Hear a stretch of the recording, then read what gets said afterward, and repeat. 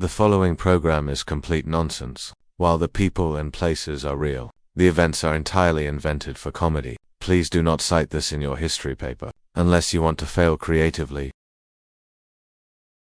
When people think of the Great Wall of China, they picture defense, armies, Mongol invasions, and stones stretching across the mountains.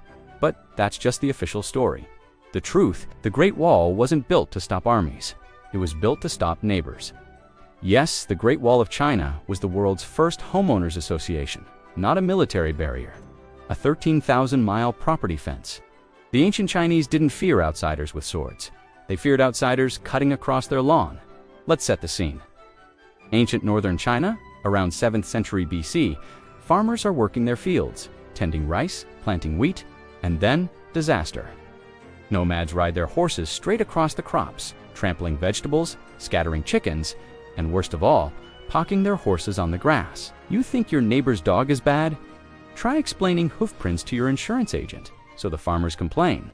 The emperor listens, sighs and says, "Fine, we'll build a wall." Not for war, for lawn care. And so begins the world's largest HOA project. The Great Wall wasn't just stone.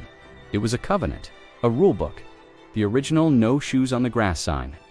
The HOA rules were strict. No loitering by the gate towers. No playing loud gongs after 10 p.m. All houses must be painted in imperial beige. And absolutely no riding your yak across someone else's driveway. Break the rules, you'd get a fine. Carve graffiti on the wall. Fine. Build your hut 2 feet over the property line. Fine. Invite Mongols to the barbecue without prior approval. Big fine. The HOA was relentless. And of course, there were board meetings. Every month, villagers gathered under the nearest pagoda for the world's first HOA committee meetings. Imagine dozens of angry farmers debating roof tile colors, bamboo hedge trimming, and whether Genghis Khan counted as a guest or a trespasser. The Great Wall wasn't built overnight. Like all HOAs, it expanded slowly, section by section, every time someone filed a complaint. My neighbor's hut blocks the sunrise. Wall, there's a draft from the north. Wall, their pigs keep wandering into my rice paddy. Another wall, before long, they had the largest fence in history, a 13,000-mile passive-aggressive boundary marker. And of course, the HOA had enforcers, guards. These weren't soldiers. They were meter maids with spears. Their job wasn't to repel invasions, it was to hand out citations. "Sir, I see you parked your chariot in front of the watchtower without a permit. That's a violation." But here's the best part. The Great Wall came with amenities. Guard towers doubled as community clubhouses. Some had free tea tastings. Others had scroll libraries with very strict late fees. And if you lived within a certain distance of the wall, you had to pay monthly dues. The world's first HOA fees. Forget taxes, forget tributes.